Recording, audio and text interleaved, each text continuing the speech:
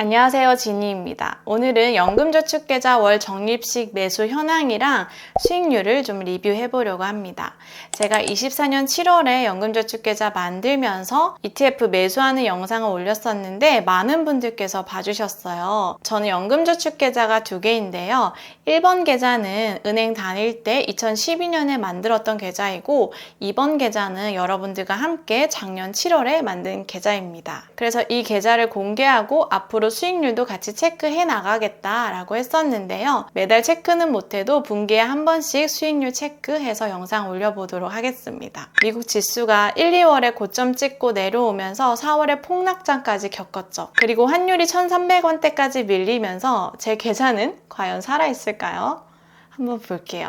24년 7월 계좌 개설일부터 6월 12일까지 배당 수익률 포함해서 연수익률 10% 정도입니다. 어떤가요? 작년에 고점에 매수된 ETF들도 꽤 많았는데 폭락장을 거치고도 살아남았습니다. 시장을 예측하기보다는 시점을 분산해서 투자하는 월 적립식 매수가 얼마나 마음 편하게 수익을 얻을 수 있는지 한 번 더 알게 된 것 같습니다. 중간에 포트폴리오 변경이 있었는데요. 2024년 7월 포트폴리오인데요.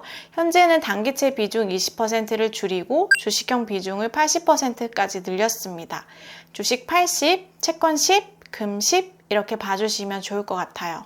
당분간은 이 비중대로 적립할 예정입니다. 왜 바꿨냐면요. 아직 저는 30대 후반이고 은퇴까지 많은 시간이 남아있다고 생각했기 때문에 채권 비중을 줄이고 주식형 비중을 좀 늘렸는데요.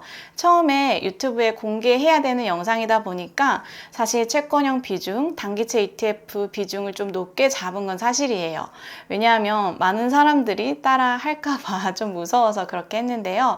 제 투자 성향이랑은 조금 맞지 않더라고요. 단기채 ETF가 20%인데 이게 거의 현금성 자산이랑 유사하잖아요. 연금계좌는 자산 배분 플러스 시간 배분까지 되고 있는 계좌예요. 매달 적립식으로 투자하는 계좌이기 때문에 시간 배분이 충분히 이루어지고 있다고 생각을 해서 자산 배분 비중에서 채권을 좀 줄이고 주식형 비중으로 좀 더 갈아타게 되었습니다. 그리고 매달 25만 원씩 적립하다가 4월 폭락장에 추가로 100만 원을 적립을 했는데요. 연금계좌가 아니라 전체 자산에서 현금성 자산이 20% 정도 있었기 때문에 추가로 입금할 수 있었어요. 만약에 연금계좌 안에서만 폭락장을 대처해야 한다면 단기 채권 20%를 팔고 주식형으로 갈아탔을 거예요.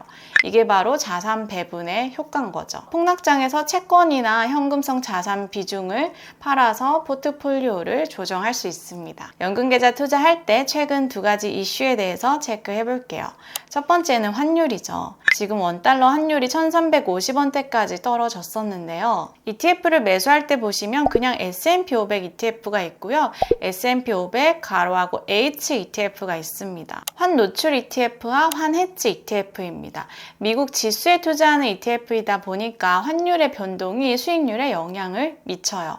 그래서 우리는 환율을 노출할 것인지 환율을 해지할 것인지 선택을 해야 됩니다. 먼저 환 노출 ETF는 환율의 변동에 노출이 되어 있는 거라서 환율이 오르면 수익이 나는 거예요. 그래서 S&P 500 ETF는 미국 S&P 500 지수가 오르고 환율도 오르면 수익이 훨씬 더 커집니다. 반대의 경우에는 손실이 조금 더 커질 수 있겠죠. 두 번째 환해지는 환율의 변동을 차단한 건데 환해지라고 표현을 합니다. 환율이 오르거나 떨어져도 원화 기준 수익률에는 변동이 없고 오로지 S&P 500 지수의 움직임만으로 수익률이 결정이 됩니다. 환율 걱정 없이 투자할 수 있다는 장점이 있고 지금처럼 환율이 내려올 때는 환해지 ETF가 수익률이 훨씬 더 커지겠죠. 단점은 해지 비용이 발생하기 때문에 ETF 실제 비용이 좀 높은 편이고요.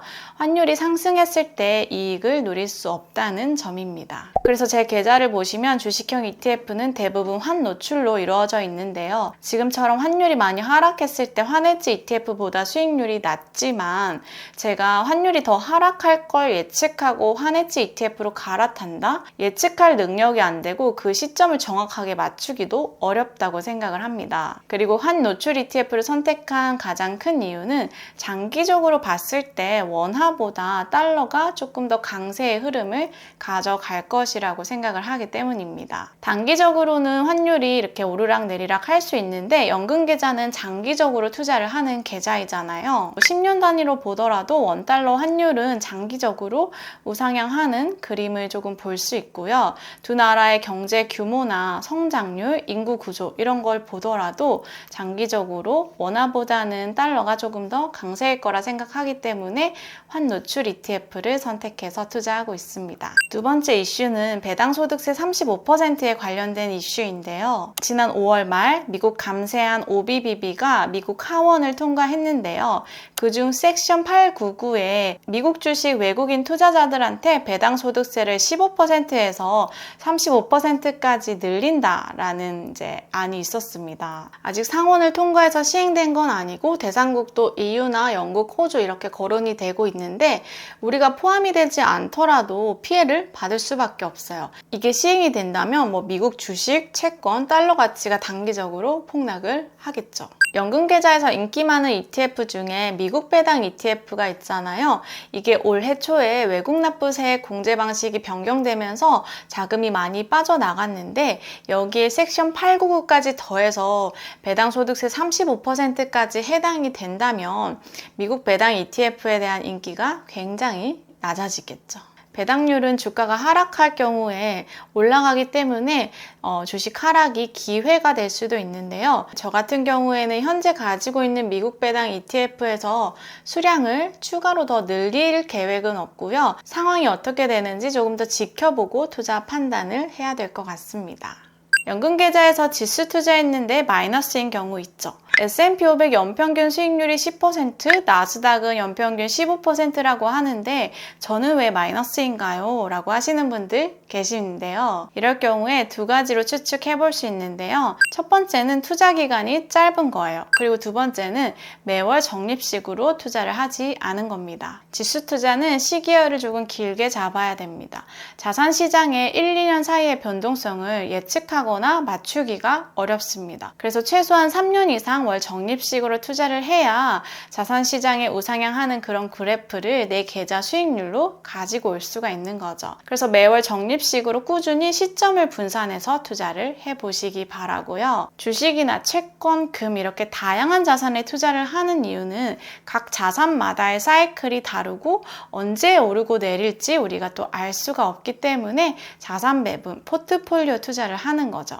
투자의 대가들도 자산 배분에 대한 중요성을 늘 강조하고 있습니다. 여러분들도 연금계좌에서 시간도 배분하고 자산도 배분해서 연금 부자가 되시기 바랍니다. 그럼 다음 영상에서 또 찾아뵙겠습니다. 안녕.